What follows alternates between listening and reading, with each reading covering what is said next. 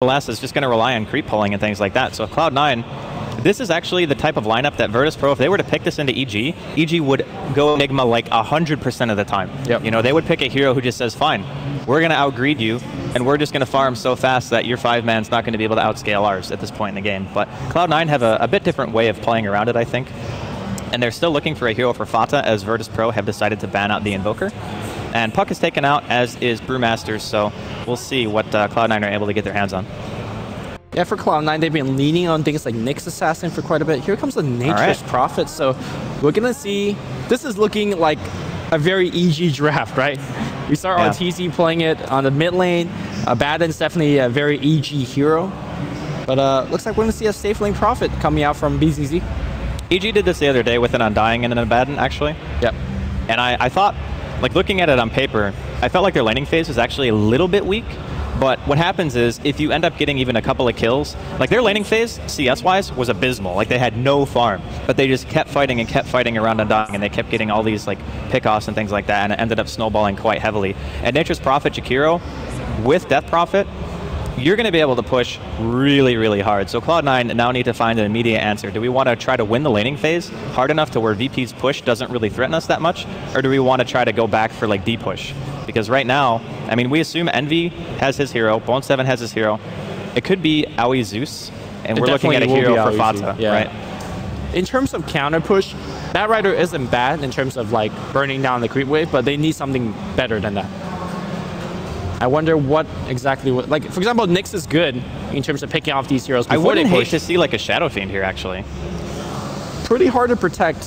Hard to protect, but what on VP moves? I mean, sure, you can Ogre. You can get roamed down by an Ogre, but you're ganking for a Death Prophet. And as long as you carry Tangos, I think it would be safe. But they're going to go Centaur. So it's going to be Fata's Centaur. A nice frontline hero. So it's somebody who can stand and just clear the creep wave, not really be that easy to kill. Like even if you get double stunned and nuked down, I think he's still tanky enough. Whereas Shadow Fiend would play more like you spam the wave super hard. And once you get BKB, I think you're quite strong. But Cloud9 going to go with... I would actually say probably the better choice, because you have Stampede to disengage as well, and you also have it to engage with Batrider, which synergizes quite well if you want to get G out of the fight. It's a good pick for the reasons you said, but a lot of times when I see a Centaur, I want him to have the ability to pick off supports. Jadam, you're not killing him because he's Abaddon. Ogre Magi, very tanky, so I feel like a lot of power that Centaur normally has in another game of Dota will not be witnessed here. I don't know, I think Sidoi, for example, and G are going to be fairly easy kills for quite a while, especially if Aoi is able to get some early game levels. I would not underestimate Zeus and Centaur's burst damage. Like, they can take somebody out extremely. All right, boys and girls, we are in the game of Dota. I know you guys are Dota fans here. There's a loud crowd next to us. Make some noise for the first game of Virtus.Pro versus Cloud9. Your best of 5 series. And hopefully for you guys and me and Andy, it goes to 5 games. I'm ready. My body is ready. All right, let's roll. First, on the Radiant side, we have Virtus.Pro. We have G playing on the Death Prophet. Next to him, BZZ on the Jakiro. Jadam on the support Abaddon. Yo on the support Ogre Magi, and that will leave Sidoi, I believe, on the Sidoi on the Nature's Prophet. Yep, and then on the side of Cloud9, we're going to have Eternal Envy, see if he has any mercy this game, playing on the Void. Next up, we're going to have Aoi 2000 playing on the Zeus. Pylai Dai is going to be playing on the Vengeful Spirit. So we see a little bit, possibly an engagement here. Pylai Dai is living life on the edge. Going to have to wait on the player introductions until we see what comes of this. And Bone7's actually making his way over here. They're actually looking to drop this ward, I believe, on the camp. Notice how Yo took Fire Blast at level 1. This is not the standard skill choice. You normally want to Ignite for Harass. Maybe Yo needed the Fire Blast to kind of make this offensive array. And there is a very aggressive ward. Lightning Bolt to check. Yeah, hey, they man, get it. Gotta save the clarity, or save the observers, or sentries. Well, we did mention Bone7 on the Batrider, and then, of course, last but not least, at least Fata mid lane on the Centaur. And that D-ward is value, man. Like, those camps are extremely important for the Batrider to come back to. Bone7's going to be quite happy with that. And that's the strength that a support Zeus gives you, is just being able to get free D-wards, especially when you see it. Like, to me, that was quite obvious warding coming out from VP. Yes. Maybe they were just hoping that Pylai Dai had not seen it. In fact, Bone7's going to start in the jungle. He used Firefly to burn down a big stack of trees, and I think we're going to see a little bit of double stacking coming out here from Bone7. And Sadoy being annoying here, blocking some camps with his trees because they know that they already have D-warded and there's not really going to be much of a chance to get any blocking done. But Pilot Eye comes in. He has opted to skill the Howl instead of going for the Magic Missile because you're against an Abaddon lane, right? Like, there's no reason to skill stun. He's just going to walk away. At the same time, though, this is a very difficult lane for Cloud9 to farm in. I mean, Venge is not going to give you too much lane harass because of a range, and Sadoy is constantly right-clicking on Envy, so I think this top lane is going to have a very, very tough time securing the farm he needs. Meanwhile, in the jungle, a ton of stacking going on, but it looks like there's a little bit of misstacking here for Bone7. Yeah, a bit unfortunate, but this is actually, from Virtus.Pro's perspective, this is the exact lane that EG ran, but they ran it in the safe lane, right? So I guess the idea behind it is that Nature's Prophet actually has quite high base damage and a good animation in lane. So if he has any kind of support, it's very easy for him to farm, even against high base damage heroes like Void. So in a way, I quite like this, but they need to make sure their lane actually accomplishes enough, because right now Envy still has 6 CS. Well, he has the CS because Yo is right now distracting on the Bat Rider. He's blocking camps, he's preventing sacks. If Bone7 wants to jungle, well, he's going to have to give away a little bit of that experience. Meanwhile, Aoi, they do this a lot on Cloud9. If one person's jungling, they send the support and sap some experience. What's your thought on Bone7 just not even attempting to start on the bottom lane? It's not the best lane matchup against Jakiro, but he's going to get at least level 2 easily in this lane. Well, I don't think it really matters too much, because even in games where he is put very far behind, he usually ends up still getting like a 730, 8-minute Blink Dagger, even in the worst case scenario. So for him, I think it's all about just trying to find a place where you can get like one small camp. That's going to be the ideal spot for him, just so he can hit that level 2, because once he gets it, he's going to go off the ground and farm quite fast. Well, the place right now is going to be the bottom lane. He's kind of been all around the world now. Aoi, a little bit hurt. And honestly, he got level 1 Lightning Bolt for the D-Ward, which is not the best laning ability. Can't do too much anywhere. I think it's fine.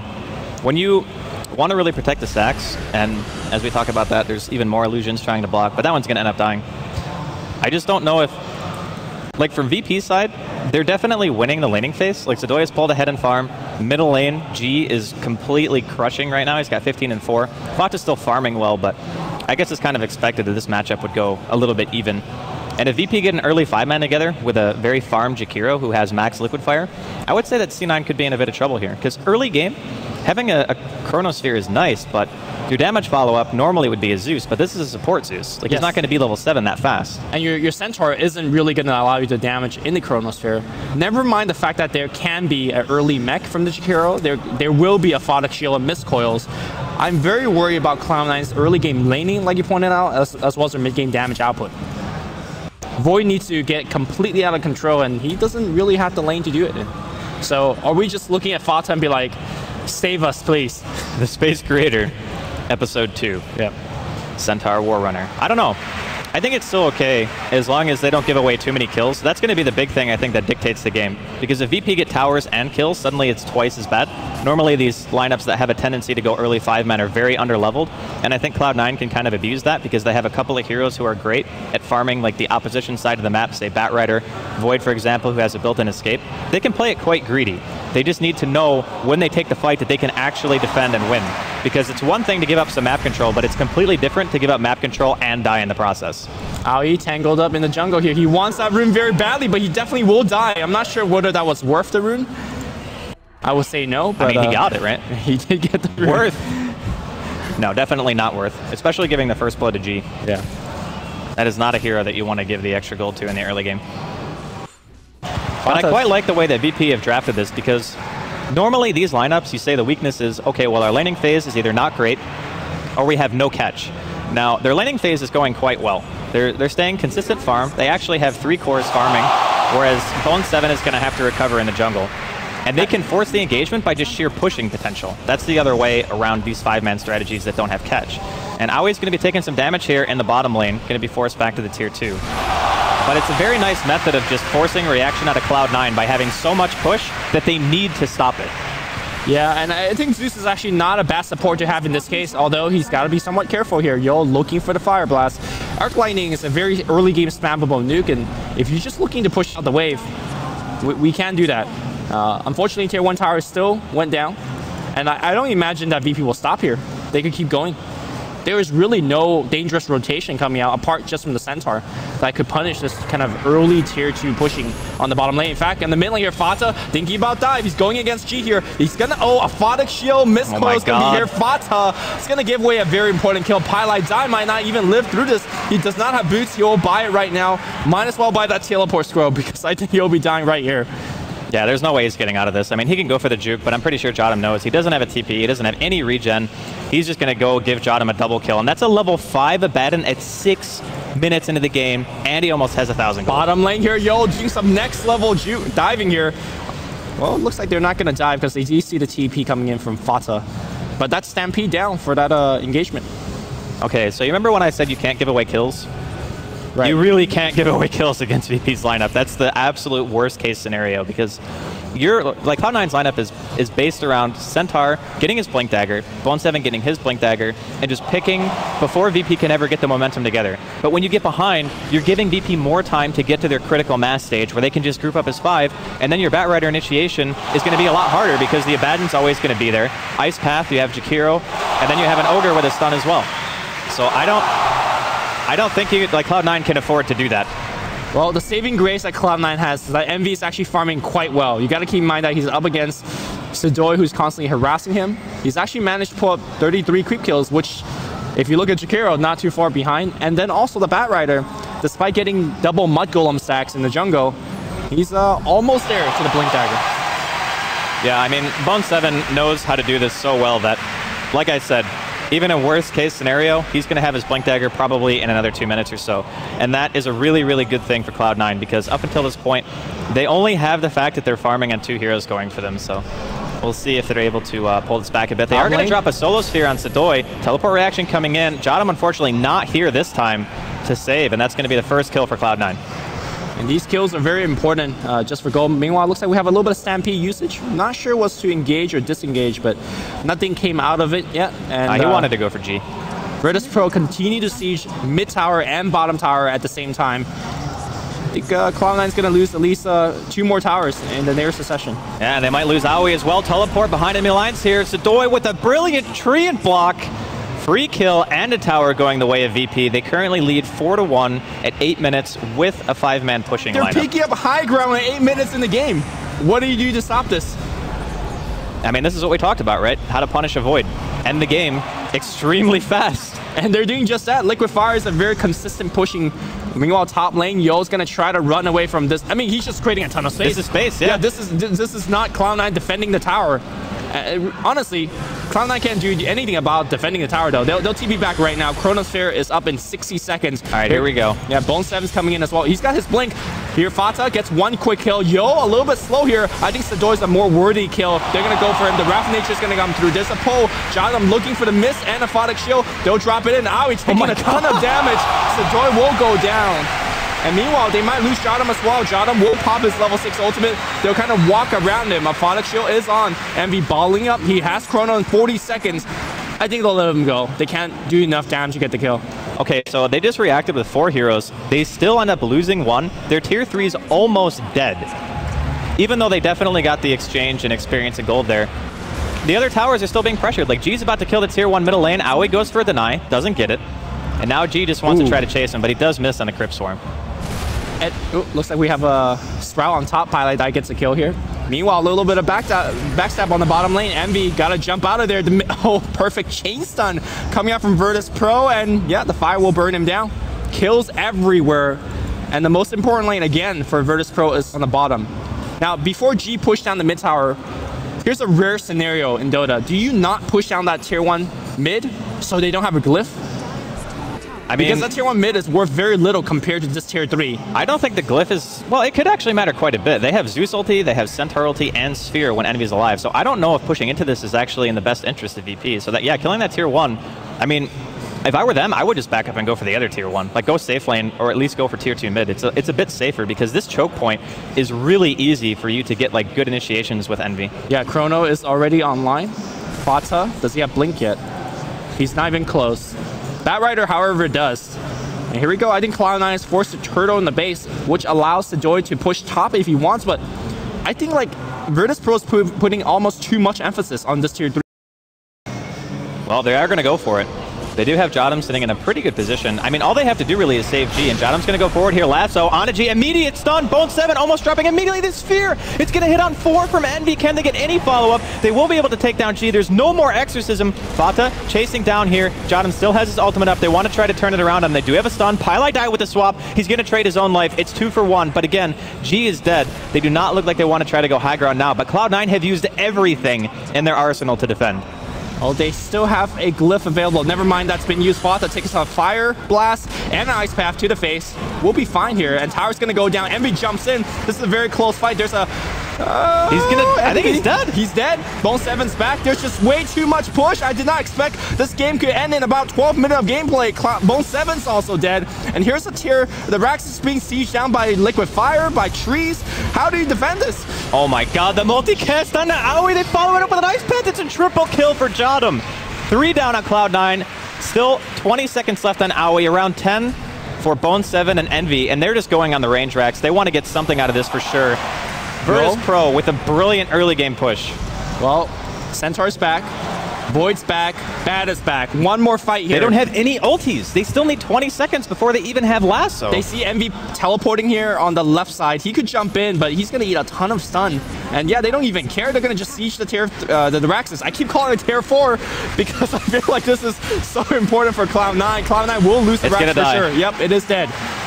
Well, all right, can they engage this? They have Stampede. Here comes Envy. Sphere in about 40 seconds. Zut ulti's going to come out. Fata goes in, gets a stun onto 3. The double edge is there. 2 kills quickly going the way of Cloud9. Pylai Die also secures a kill onto BZZ. Jottam, however, level 9, 7-0 right now on this Abaddon. If they can pick him off, it would be a huge boost to the golden experience of Cloud9 that they so desperately need. I mean, he's walking to the tier 1 right now. This is a Pyrrhic victory. Look at the top lane. Sedoy's already pushing at their tier 1. You could get the kill. It's going to be worth a lot of gold, but can you actually come back from a 12-minute bottom lane rack? Oh, he's gonna die to the urn. Even in death, the Death Knight will extend his killing streak. My God, what a player.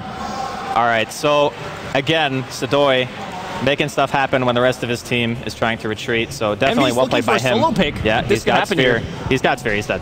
Yeah, well, all right, he's not going to use it. Just doesn't even need to. He gets the bash. Still continuing to chase here. Might have to expend it and will, but that's fine. And that's Blink for Fata, or he's got Blink. Meanwhile, G's going to come up here and try to get a solo kill, or just a little bit of a harass and pushback.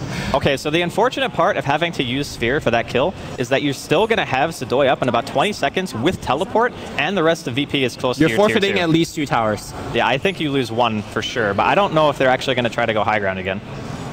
The thing is, the 1 set of racks for sure matters. Like, there's no doubt about getting racks at like 12 minutes is a bad thing, but Cloud9 now have the core item up on Fata. They have double Blink. So if they can get a good initiation and kill G again like they did last time, I think it's going to be significantly harder for VP to take the second set of racks. I think this is actually where the game gets hard for them. With that said, look over to the Nature's Prophet item choice. Should he have gone mech? You're running a high ground strat in 14 minutes. I think the Orchid is nice, but the mech will allow you to protect G, like you said. Yeah, I think mech is actually something that I would have liked Jottam to actually buy. He had 2,300 gold, give or take, which is just about what you need for a mech. And he decided to go for the 4 staff instead. Which is a good item, but I think mech still good. It's still very much better. Yeah. Here comes the siege, and Chronosphere not up for 60 seconds. This will be the longest 60 seconds. All right, Bone7, what can he get here? It's going to be up to him if he can pull somebody out.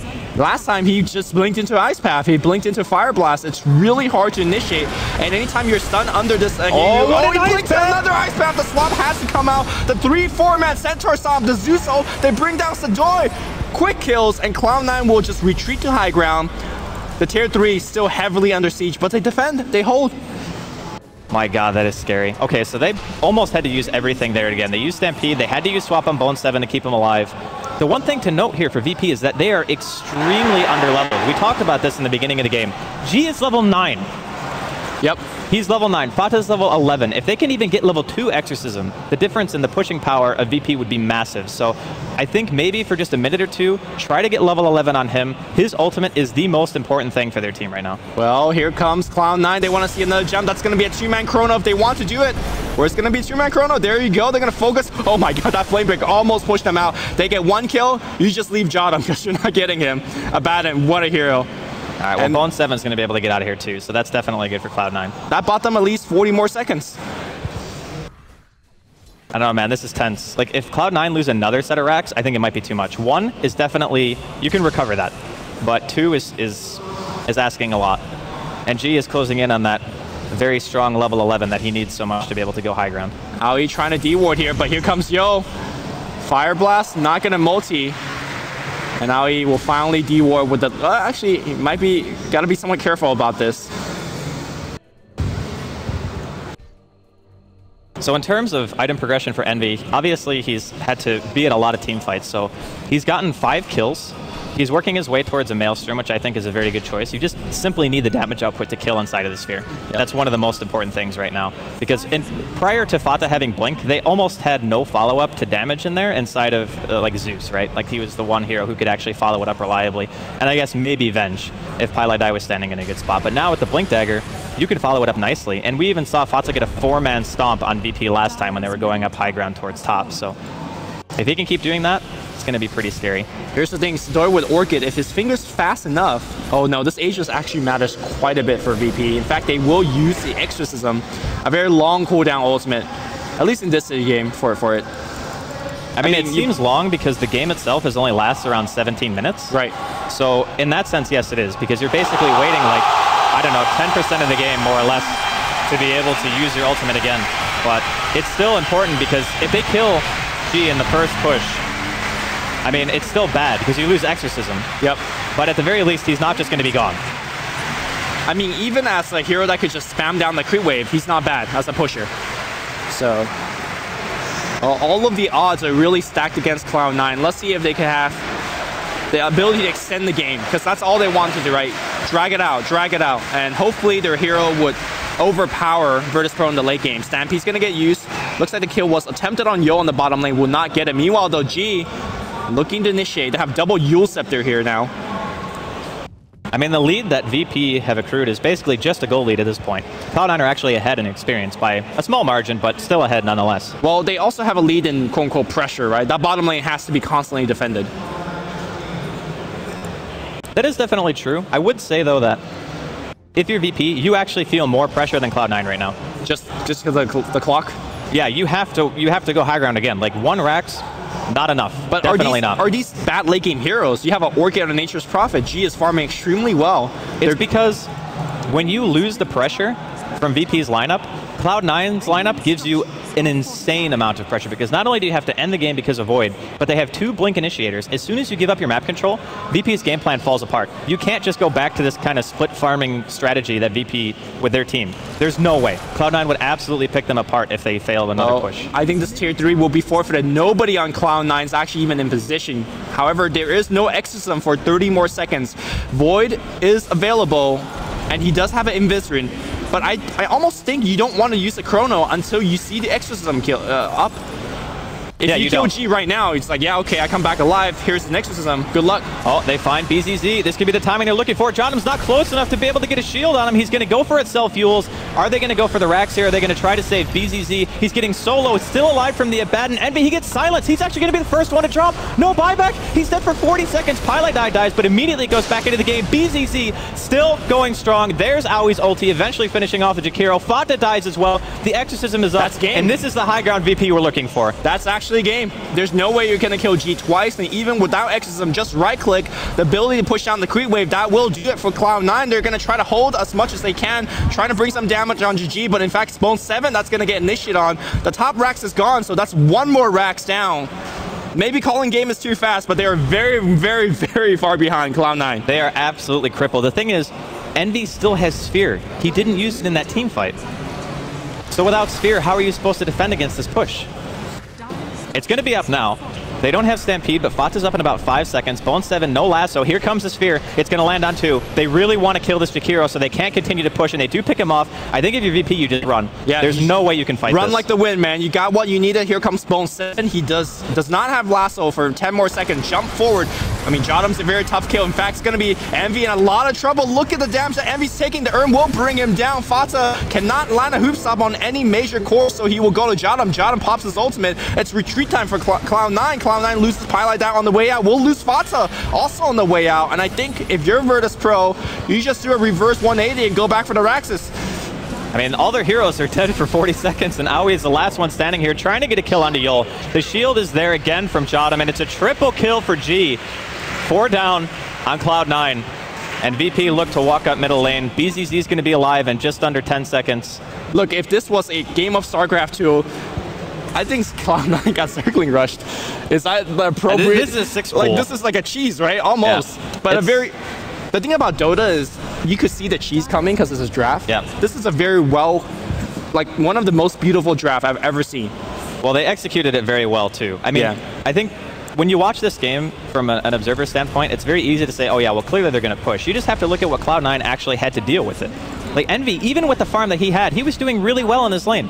He got, not necessarily free farm, but 50 or 60 CS in a contested lane is considered quite good. Kept up with the DP. Yeah, he kept up where he needed to. It's just the inherent issues with the hero, as he can't stop the early game push. Here comes the blink. They want to go on G. He still has lasso. They are not going to be able to kill him just yet. He actually gets healed up by Jottam again. Stampede is popped. Cloud9 want more G. He gets another kill, this time on Pylai Die. Sadoy dropping low as well. The Orchid onto Bone 7. Another multicast from Yul. That'll be another kill. And the GG is called by Cloud9. Virtus.Pro take game number 1.